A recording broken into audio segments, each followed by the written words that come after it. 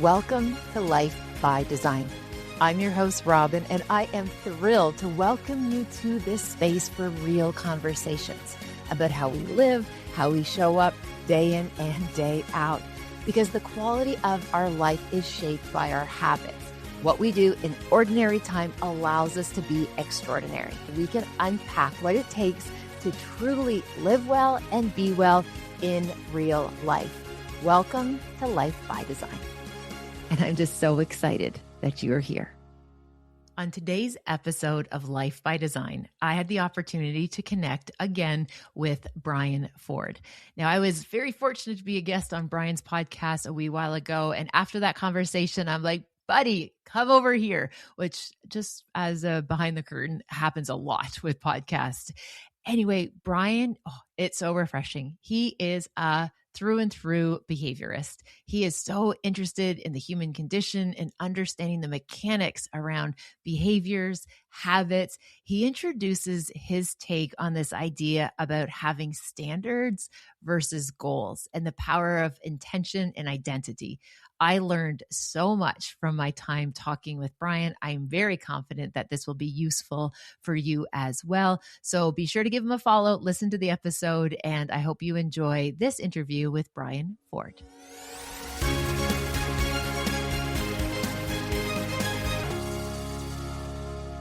Brian, welcome to this episode of Life by Design. I'm so thrilled to welcome you here today.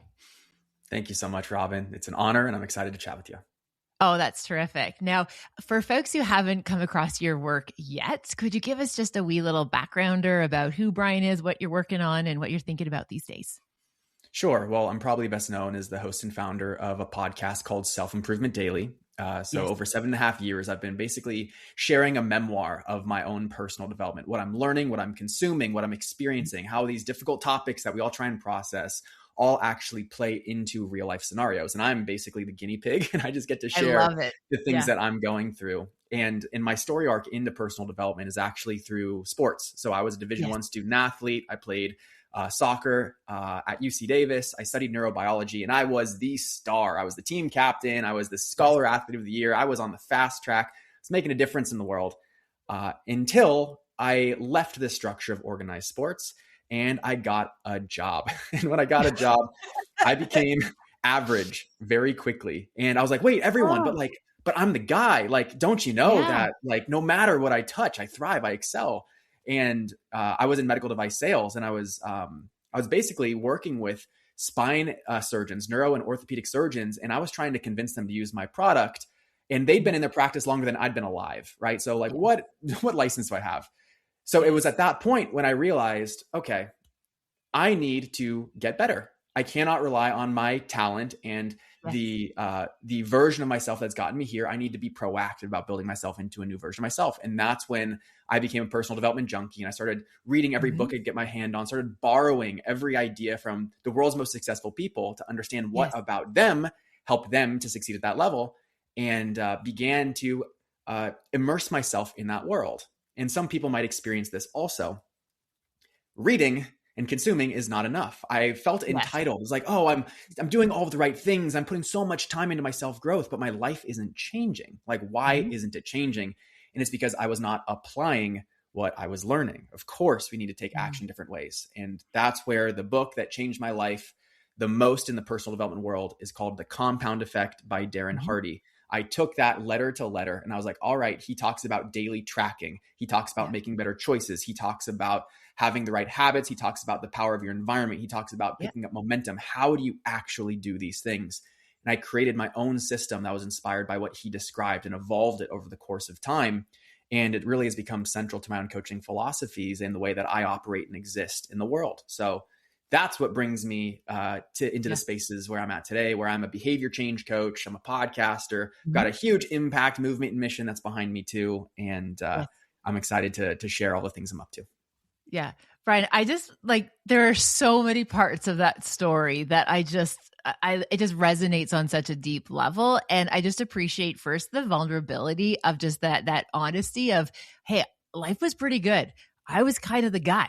I was the captain, like things were pretty good. You basically were, with a lot of hard work in a very structured way, like Brian was living on easy mode, right? Not to discount how hard it is to be a D1 athlete, but it was pretty predictable. It was in this container where there was clear rules about what excellence looked like. There were standards. There were just like, this is what it is. And you perfected the art of what you had to do at that particular season of your life. And I think the reality is a lot of folks don't actually ever leave that season, right? They stay stuck there. And we see all those kind of examples of people who talk about the good old days being back in the college days or uni days. And I just want to share the fact that there wasn't this catastrophic life event or this massive derailing other than, hi, welcome to adulthood, get a job, right? It wasn't like you got so far off course and then you had to build a comeback. It was like, I'd done everything right up to this point, but then all of a sudden the rules kind of changed. The expectations changed. The ecosystem that I'm now in is different. And you found a way of creating a process and a system. You put in the reps. And now all of a sudden you're here where you say wow, there's a lot of sharing that I want to give to other people because there's a way to do this structurally and systematically to really build a great life. And as a fellow behaviorist, it's yes, Brian, yes, this is, we jokingly talk about all of those books and us who buy those books and read them all shelf help. Right? We have all of the shelf help, but what you then did is found another way to level up by understanding integration. And that is a beautiful example of what your podcast is, what your work is, what your mission is. And that integration piece is just what you're doing is remarkable. Thank you. Yep. And you're right. It was turbulent, but yes, we all kind of bounce our way through. And it's there's a similar philosophy that comes up with, a sales conversation where someone's like, hey, you're going to get this result. You're going to be this person. What do you want to trade, time or money? Right. And it's the same process in our self-improvement. We're going to become that person. We're going to learn the lessons, but can we take the control of that and have the agency to accelerate that process so that we don't only reach the ceiling of whatever that limit was, but then we break through it and continue to expand beyond it. Yeah, that's absolutely amazing. And there's one idea that you shared with me that I think, again, as I shared with you off before we started recording, your idea around, standards versus goals. I'm in this space of behaviorism and I have never heard anybody talk about it the way that you do. Could you tell us a wee bit more about that? Because I think, again, this is that unlock for folks that could really make a big difference. Perfect. Yeah. Well, it connects directly into the story I just shared, which is, okay, so I'm a personal development junkie. I know all of the right things to do. Let me go and try and do them. And one of the things that we've all learned is, well, your goals are 42% more likely to come true if you write them down. So guess what I did was I would write down my goals and then 30 days, 60 days, 90 days would pass and I haven't made any progress on them. And then I'd get all frustrated, be like, oh, well, what's wrong with me? Why isn't it working? And it's because I was missing a larger framework, right? The goals are the outcomes. That's what happens at the end as the byproduct, but of what, right? Of what? The inputs. And that's one of the kind of the laws of the universe that I think is just a law of our lives is cause and effect, right? Yes. There is something that we do as behaviorists, we get this. There's something that we do that interacts with the environment in some way to then produce something else. It's happening consciously and unconsciously. And if we want to steer our life in the direction of something that's more positive, favorable, desirable, that represents who we want to be, well, then we get there through the inputs. So it's important to measure the outputs and to have the goals, but the goals themselves, they are meaningless without the effort and action that goes behind it. So then you have to start tracking your way back, right? So a framework I learned from a mentor of mine that I've put into practice is a framework called goals, strategies, tactics, right? Yes. So you figure out the optimum result. So what are you building toward? What does the top of the mountain look like? But then you need to figure out how are you going to get there? That's your strategy. So what is the most likely path that you can take to get to the desired result? And that's the thing about using this metaphor of climbing a mountain. There's a trail that goes right. There's a trail that goes left. There's a trail that comes up and then comes back down and goes back around the back. There are an infinite number of ways to reach the top. What is the best way for you? And it's making a decision on that, given your level of awareness in your context, to then make the choice of this is my committed strategy. And there is a process of discernment so that you don't dilute resources. You can go on that path instead of all of them, which then takes us to the next step. And I'm getting to standards here in a second, which takes us to the next step, which is tactics, right? Mm-hmm. So it's not enough just to say, hey, that's my path that I'm going to climb. You literally need to walk it step by step. Mm-hmm. You need to take daily action that's in alignment with the strategy, that is in the direction of the path that you've chosen. And that's where, my favorite thing is consolidating all of that way down to your daily schedule. What are the things I need to do on a daily basis in order to walk this path? And notice that there is uncertainty at each interval of this framework. A strategy and executing a strategy cannot guarantee the fulfillment of a goal, and the tactics cannot guarantee that a strategy will work. There is some disproportionate relationship between cause and effect, the inputs and the outputs, that then gets lost and diluted because of the inherent uncertainty that we live within. So as I've found it, getting down to tactics, the thing that is in our control, the way that we spend our time and take action on a daily basis, one of the best things that we can do in order to actually achieve our goal is to be really aligned on those daily tactics. Right. I call those your standards, because these are the consistent bass drum heartbeat of your daily operation that you believe are most likely to support your executing your strategy, that then ladders up to you fulfilling your goals.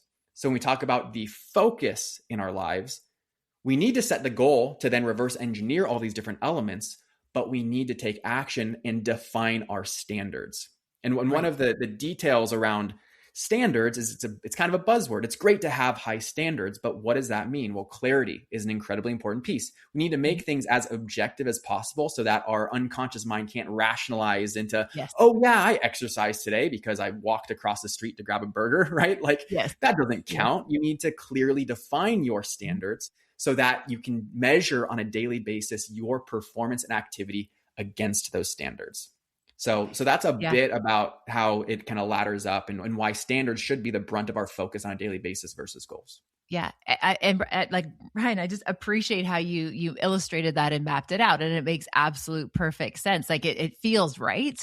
And one of the things I really appreciate about this is then it goes into one of the biggest principles of behavioral change that we know about is the identity piece, and being a person who does what they say they're going to do. Like that's the number one way that we can improve personal efficacy. It improves our self-esteem and improves our outcomes when we become the person who does what they say they're going to do, which is part of that identity piece. And again, the research on the power of identity, it's shocking to me how people talk to themselves, Brad. And I know we're bringing the cognition piece in here as well with the behaviorism.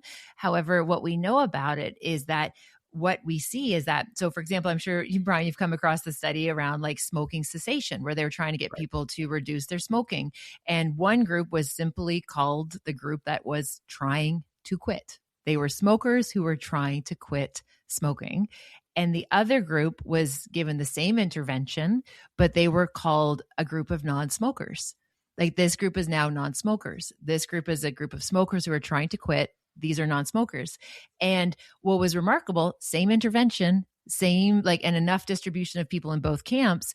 The people who were identified as no longer smokers, the non-smoking group, they experienced less physiological withdrawal symptoms and were able to sustain behavior change far greater at success rates than the group who were smokers trying to quit.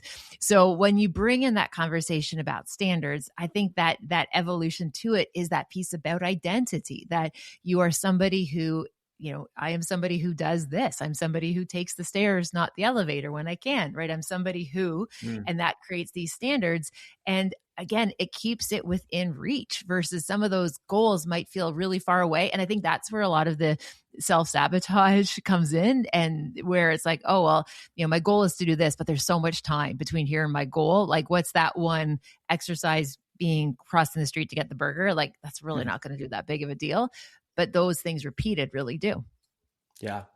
Yeah, no, you're 100% right. Aristotle says we repeatedly do. Like our identity is literally made up of the consistent actions we take. So when you enforce a certain standard, that is teaching yourself that you are the type of person that does a certain thing. And then you're right. There's this groundswell of motivation and discipline that comes from being in alignment with that identity, because it is psychologically unsafe to consider being anything else, because that is our comfort zone, us Exactly. being that way, right? So Yeah. we're almost self-sabotaging ourselves into good behaviors because our mind is trying to organize our behavior in alignment with the identity. So Yeah. Brian, could you tell us more about that? Like, I just want to pull that out a wee bit more, because I really appreciate what you identified, that from an identity perspective with these standards, that like, it doesn't feel safe. Like, could you tell us a wee bit more about what you mean by that? Because again, I think that's a very interesting way of bringing that to the conversation. totally. Yeah. I mean, I think that the basis and the foundation that most people know, but it's worth reiterating, is our Yes. mind is evolved to do one thing and one thing only, which is to keep us alive, right? It Yeah. is a safety mechanism. It is a threat detecting system. So anything that is deemed to be unsafe is then deemed to be a threat. And therefore, our natural energy is to avoid doing that thing, to stepping into that space, to doing what is uncertain and unfamiliar. So the same goes for our own way of thinking and our identity. Our identity is our comfort zone. It's who we believe ourselves to be. So the more that we exist in alignment with that, the more we're in the natural flow of what is safe and secure according to our unconscious mind. When we Yes. step outside of that, now we're doing things that are more threatening because they're less familiar. And therefore, our mind actively sabotages us from doing those things. And I love that you brought in self-sabotage. I think a lot about self-sabotage. So basically, as I understand it, self-sabotage is basically your own unconscious mind's imposed resistance on you taking action in a certain way. Yes, so exactly. like, and where that comes from, your unconscious mind uses your belief system and your identity to determine what it wants to do and what might be threatening against that. Self-sabotage takes many forms that we are actually way more familiar with, that we wouldn't necessarily label as self-sabotage. We're like, oh man, like I just totally talked my way out of that opportunity. Like, yeah, that's literal sabotaging. But there are other things that are convenient, that are the mind's creative and rationalized ways of getting us to avoid taking that uncertain, that threatening action. So things like perfectionism, procrastination, imposter syndrome, fear, anxiety, and stress, limiting beliefs, negative self-talk, confusion, right? Overthinking, distraction, all of these things accomplish the same goal, which is they have us delay or delete or postpone or reason our way out of doing the thing that is uncomfortable according to our unconscious mind. So what we need to do is evaluate how these things are popping up relative to the things that we want to do. And with that awareness, we can then override some of those feelings, right? There is this tension, this resistance that we feel, which is self-sabotage, but we are not at the mercy of our resistance at all times. We can overcome it.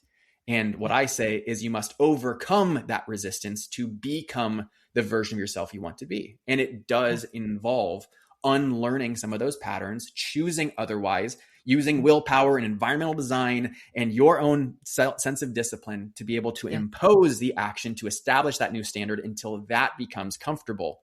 And that's the payoff, right? That's the point we get to, is now once you have established that new identity, you start self-sabotaging your way, convincing yourself, rationalizing, creating a certain truth that's in alignment with the new empowering identity that you installed, right? And that's what you're describing. Yeah, absolutely. And one of the things we often talk about in my work is the idea about like hedonic adaptation. It's the idea that we feel really good when we're working towards a goal. And, or again, we're doing things that are going to keep us away from that goal because it doesn't align with our self view or our identity. And then all of a sudden let's say we do achieve the goal and we expect it to be like, oh, this will make me happy, right? I've been striving for this. Maybe it's like, losing that last 10 pounds, or maybe it's running that marathon or getting that promotion or getting that relationship or getting something that gives us a perceived sense of status, whatever we define that to be. And then we know this about the human condition. We get the thing that we said was going to make us happy, and it might for a wee while, like a day or two. And then all of a sudden it seems to lose its sparkle. It seems to lose its value and its importance once we have achieved it. But from an evolutionary perspective of human behavior, it makes a lot of sense. We do call that hedonic adaptation, that becomes your new baseline. Because we don't want the brain to be satisfied. We want the brain to be striving. We want the brain to motivate us to go find more. And I think, again, that mental discipline of recognizing that, that sense of striving and seeking and improving is actually really useful for us. And Mm, also because we have that effect that it doesn't really last as long as we think it's going to be, we sometimes lose that motivation or that discipline to do the follow through. But what I try to let folks know is it's like, no, like hedonic adaptation means your baseline just keeps going up and up and up, and your standards are elevated. How you see the world, how you're able to perform. It's just like you're leveling up. Right? You're just leveling up each and every time you hit that, what some people feel is that emotional plateau or that emotional pitfall. It's like, no, like sister, now you're there, right? Like mm, this is great because you're not going to fall off. It's not a cliff. It's like, it's a new plane, and it's a really solid one because your brain now knows you can do it. totally. Yeah, I have a theory on that I want to share with you, that who knows Please. if you agree. It's so I think what you're describing, which is the mind's pursuit of more, right? The hedonic Yes. adaptation. Like, we are literally designed to no longer respond to a same amount of stimulus because Yes. there's some mechanism that doesn't want to settle for that. And I think that mechanism is our own natural inclination for what I call certain safety, Yes. right? If our mind only wants us to be safe, then its direction of growth, improvement of every behavior we're ever considering is in the direction of certain safety. What guarantees our safety? And that is never going to be satisfied. Certain safety is impossible, which is why we have this unrelenting itch to always change and do, but at the same time stay the same and to be hyper vigilant about what's going on. And it's this really delicate dance, but that, I think, it's the undertone of what you're describing. Yeah, absolutely. And again, I think what's helpful too is recognize that when we use words like safety, especially in the human condition, this isn't about, like, we call it threat, we call it distress, we call it, safety mechanisms, but this isn't like we're necessarily we're not fearing for our life.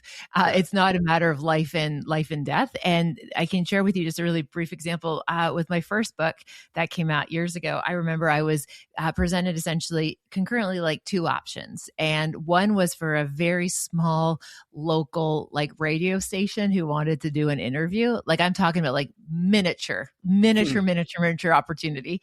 And the other opportunity that was presented was like a national, like massive morning show. And they both at the same time essentially sent in a request that they wanted to interview me on the topic of resiliency. So again, I had this opportunity that was this super small, I don't know how many people would have actually even tuned into that radio show, or this national broadcast. And I chose, obviously, the tiny miniature radio show. And I created this whole dialogue, this whole monologue about the fact that it was Canadian and I am Canadian and I should support small local broadcasting.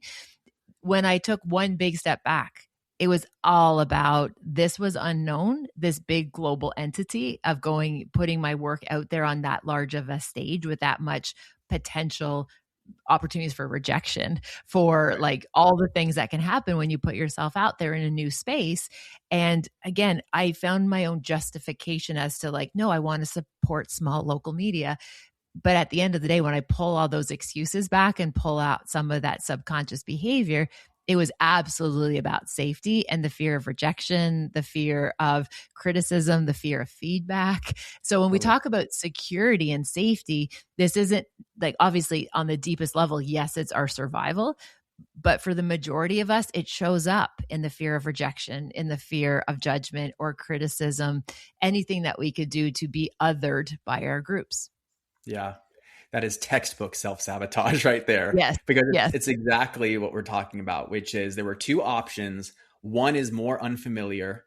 So your mind convinced you that what you wanted to do, the right thing to do, was to avoid that. But then when you're outside of that moment, looking back and reflecting on it, you can see it for what it is because you aren't so biased by the emotions of everything that's happening.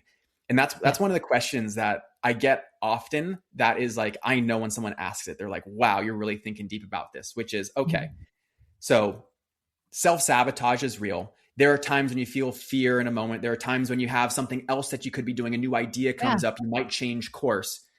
How do you know which decision to make? And my answer to that is, well, in the moment, you can't. So Because true. in the moment, you are overwhelmed by the context of, well, there's this need that's coming in here. I'm feeling this way. My physiological state is here. My belief system looks like this. It's this hodgepodge, this gumbo of all of the different factors that come into you rationalizing in good conscience. This, I think, is what I want. This, I think, is what's best. If you have the agency to be able to figure that and not be completely hijacked, but it's still a rational decision that you try to make. Totally. But again, considering all of those different pieces that go into that rationalization. So what I encourage people to do is what you just did, which is you step out of the emotional context and all the factors that are influencing you, manipulating you, maneuvering for you to make a certain decision. You take a step out of it and you observe it as a third party. Yes. Was that the right choice? Would I have done differently? What was I influenced by that was more powerful? What did I give my power to? And it's exactly that habit of daily reflection on the factors that are influencing our choices. That is when we get to call something out to say that was self-sabotage versus that is the right choice. Because, and this is the thing about standards too. This kind of like connects to different pieces. It is our responsibility to do our best, but our best is limited in terms of our own awareness is all we can pull from to determine what is our best. So for our standards, every single day, man, I'm going to work out. It's going to be an hour. That is my standard. Or, I don't drink. That is my standard. Or at work, I'm going to hit 15 touch points to, in my business development pipeline. That is my standard. And that is great. And it's awesome to be clear on these are the highest leverage tactics that will perform for you. Again, laddering to strategy to goals, right? Yes. So you determine that. But here's the thing. You cannot guarantee that meeting those defined standards is the best thing for you on any given day. Yes. If you're traveling, if you're sick, if you need to recover and rest after workout, perhaps the best thing for you, the right decision, is not to hit your hour-long workout minimum, but to do a recovery walk instead. Or, hey, you know what? I'm toasting for my best friend's wedding. It's okay for me to drink under that circumstance. And that is the important layer we need to introduce to self-sabotage and standards, is we can have clarity on what we think we want most of the time. But then what we need to do is review that and forecast how does that interact with the environment that I'm in and what I'm going to be encountering, and then make a decision with that reference point in mind. So you have your standard to say, this is what I think I want. And then you can make an alternative advanced decision around, but given the circumstances, this is what I actually want. Yeah. And I call that setting an intention. You have your standard, and then you set an intention, be like, this is how that standard lives today. And then you measure yourself based on that day-to-day intention, which is born from your overall standard.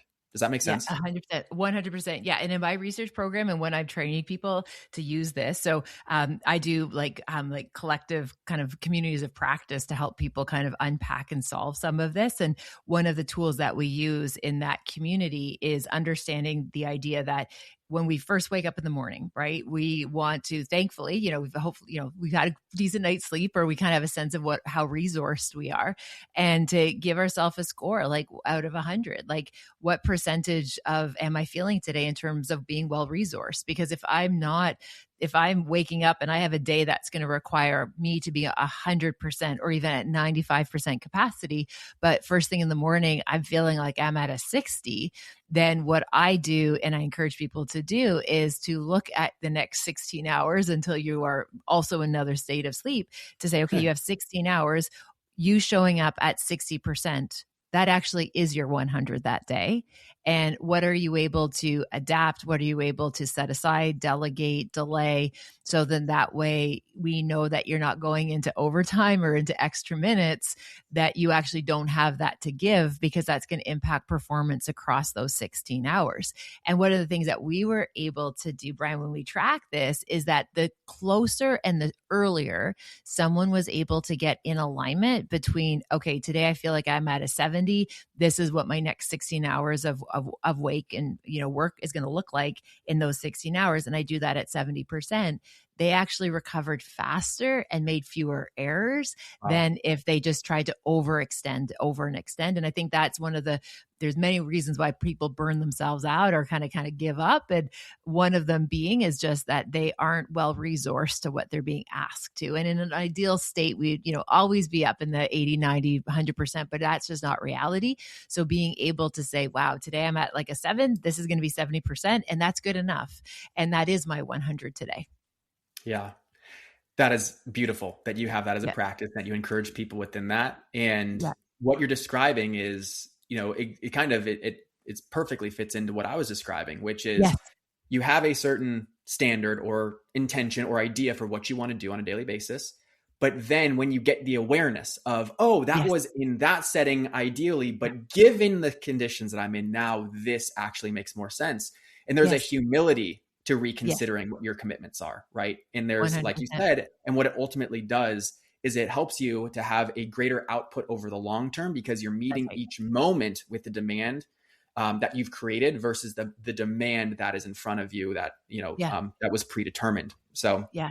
I love yeah. that. Thank you for reframing. And I can share with you the question you asked about, like, how do you know if this is like self-sabotage? Like, am I literally just, let's say I'm underscoring myself on purpose because I don't want to do a full day's work or do a full effort, or I want more recovery workouts than I want, harder workouts. Like, one of the things that we talk about is this idea of like, first we want to like identify, the thought, like what is it we're actually thinking, like slow down long enough to like check in. What am I actually telling myself?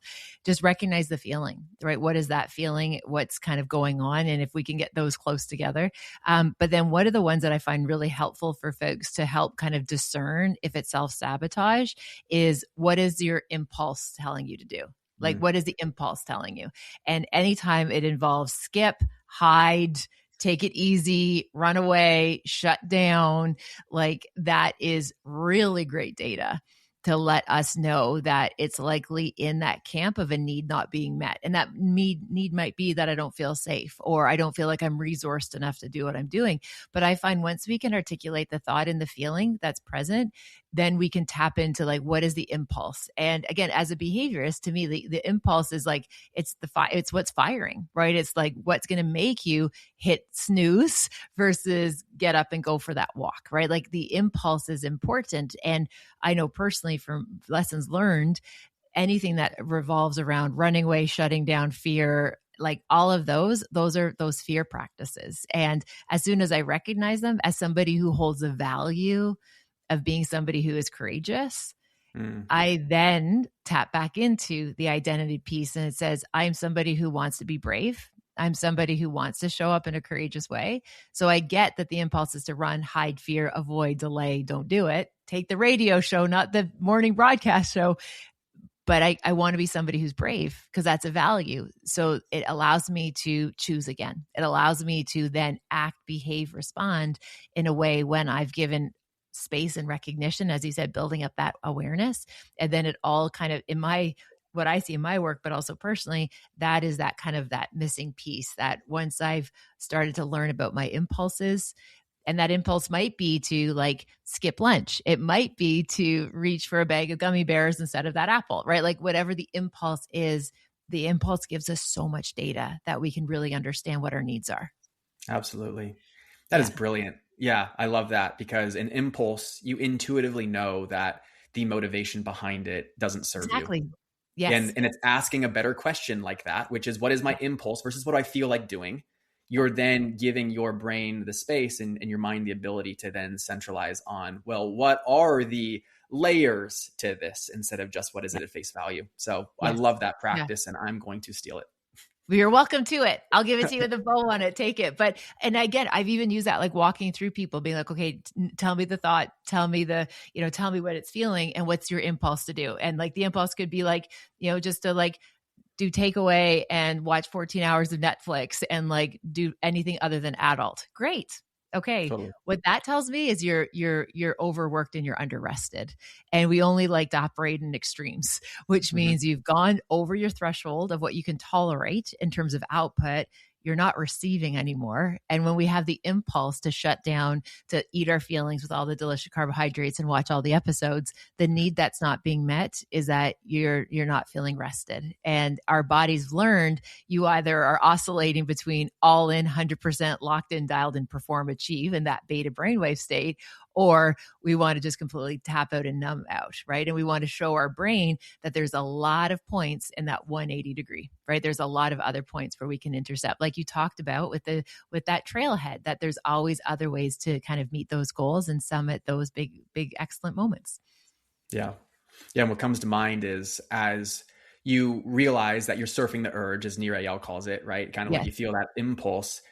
If you already have a pre-planned thing to replace with whatever that impulse is, instead of you having to figure out in that emotional needy moment, you can default on your training, on your previous decisions. That helps you to then step into better action, more aligned action that you'd be more proud of, right? So that's part of the pre-planning and the preparation and the awareness that you get from, oh, this impulse comes up, so now I can be prepared with this response. Next time, you're more likely to redirect your behavior because you don't have to figure it out in that emotional moment. Yeah. And as you articulated so beautifully earlier on in the episode, is the fact that a mutual colleague, Phil M. Jones likes to say the worst time to think about what to say is exactly when you're about to say it.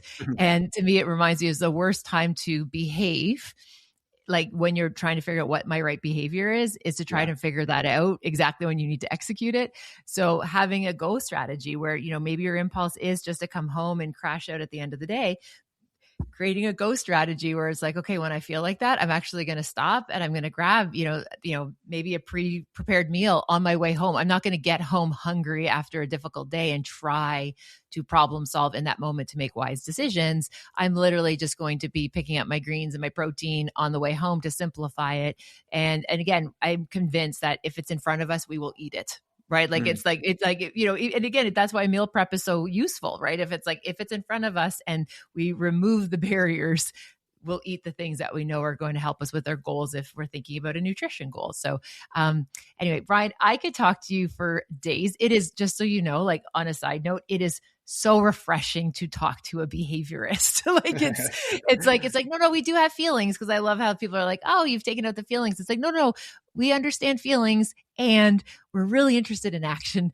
And I just want you to know, it has been like, we were able to connect on your podcast. And again, here, it is so refreshing to talk to a fellow behaviorist. And thank you for doing the good work that you're doing. We'll make sure to link everything in the show notes so people can learn more about your frameworks and be able to tune into your podcast, which I know is a bright spot for a lot of people in their day. So thank you for being such an inspiration. And again, just your commitment to growth. It's just remarkable to witness. So Brian, thank you very much for joining me today. Yeah. Thank you so much. Always enjoy these conversations. More to come. Thank you for spending time with me on this episode of Life by Design. I appreciate if you have a moment to pay this forward, share it with someone who you think might benefit from the ideas shared in this episode. If you're feeling so inspired, please also rate and review the podcast wherever you listen to your favorite podcasts. Again, thank you for listening. Thank you for your time. Take good care, and I'll see you next time.